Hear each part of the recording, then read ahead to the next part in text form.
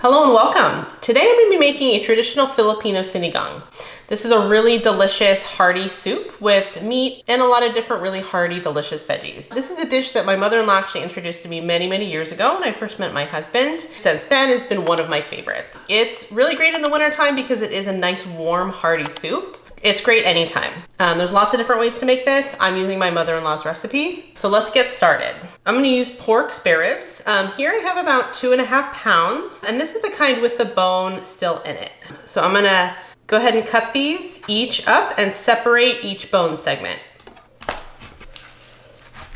Here I have a nice big pot. We're gonna go ahead and we're gonna add the meat to the pot. A nice even layer at the bottom, and then we're gonna go ahead and we're gonna fill this up with water just enough to cover the meat. So I'm gonna set this to about medium-high heat, and I wanna bring this to a boil. So once this comes to a boil, I'm gonna turn the heat down to about medium-low, and then I'm gonna scrape off some of that meat scum that you get at the top. I'm going to let that meat simmer for around 10 to 15 minutes. While that cooks, I'm going to prepare the veggies. We're gonna be adding these veggies in stages because as we add them in, they're gonna add different levels of flavor to the soup, but also they're gonna take different amounts of time to cook. For the veggies for this dish, we're using 3 roma tomatoes. We're using a medium-sized radish, around 6 small taro, water spinach. This is actually gonna go in last. 2 jalapeno peppers. We're not gonna cut these up, we're just gonna put them in whole. These are gonna add a nice spice and an extra additional layer of flavor. And we're also going to add in some green beans. Traditionally I use the long green beans. Couldn't find those at my market, so I'm just using regular green beans. I'm actually gonna start by quartering my tomatoes.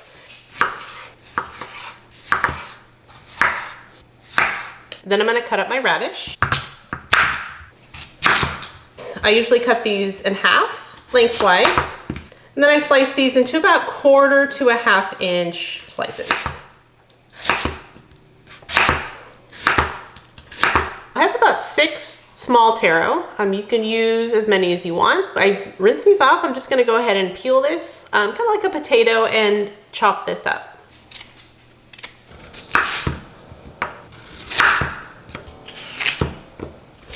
I want them small enough so that I know that they're gonna cook thoroughly, but still want nice big hearty chunks within the soup. So this has been boiling about 15 minutes. Now I wanna add in our tomatoes. I'm also gonna add in a little bit more water. I just wanna make sure that everything within the pot is nicely covered as we continue to leave this to boil. I'm gonna let this cook for another 30 minutes or so, and then we're gonna add our next round of vegetables. So our soup has been simmering or boiling for about 1/2 an hour.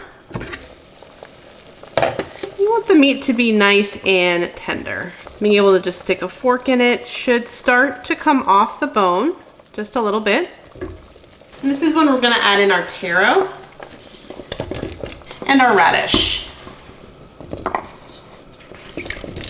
Then give it a good stir to get everything nice and combined. You want to make sure that all of the veggies are completely covered. You can see how the tomato is already giving this broth some beautiful color, and it's going to add that flavor as well. So I'm going to let this boil uncovered for another 10 to 15 minutes. We want to make sure that the taro is nice and cooked through and nice and soft. Next, I'm gonna cut up my green beans. Typically this recipe calls for the long ones. Maybe about 10 of those, but these are the ones that my market had. So for these, I wanna go ahead and trim off the ends. Just this little stem here. And then I'm gonna go ahead and I'm gonna cut these maybe in half. I want around 2-inch pieces, but again, you can make these longer or shorter depending on how you like it in your soup. After another 15 minutes or so of simmering, we want to check our taro to make sure that it is nice and soft. So should be nice and fork tender. This is the stage where we're gonna add our sinigang mix. This is going to give it that nice sour flavor. I use the pre-made packet of mix. Typically tamarind is used in this dish to make it nice, to create that nice signature flavor, but I'm gonna go ahead and I'm gonna put in my pre-made mix. The amount that you put in is really, again, going to be up to you. I would start with just a few tablespoons at a time and then mix that in. And to that, we're gonna add our peppers. We're not gonna cut these up. We're just gonna put them in as is. And our green beans. I'm gonna give these a good smush just to make sure that they are all covered. I'm gonna cover this up and then we're gonna cook this for another 10 minutes or so. Again, just to make sure that all of those vegetables are nice and soft. It's been about 10 minutes and we're gonna go ahead and we're going to turn off the heat and add in our spinach. I'm gonna start with maybe a half a bunch. Just press that down in there so it gets nice and covered as much as we can. This will wilt down. We don't want to put this in for too long just because we still want it to have that color and that crispness. But we'll go ahead and leave the cover on for about 5 minutes or so and let that wilt down and become nice and soft. Okay, so give this another 10 to 15 minutes. And at this time you can add more, you can give it a taste, add more of that flavor. If you want it a little bit more sour, but it is ready to serve up. I also, while that was cooking, I also made some jasmine rice. So let's give this a try. The vegetables are nice and soft.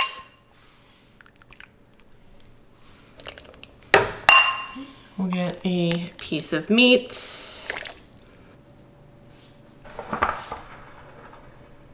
And this is best served over rice. Just get a little bit of broth and a little bit of the veggies right on top. Right, I've got a little bit of meat. I have a little bit of the veggie. I go ahead and take my spoon. Meat gets so tender when you cook it for that long, when you cook it down.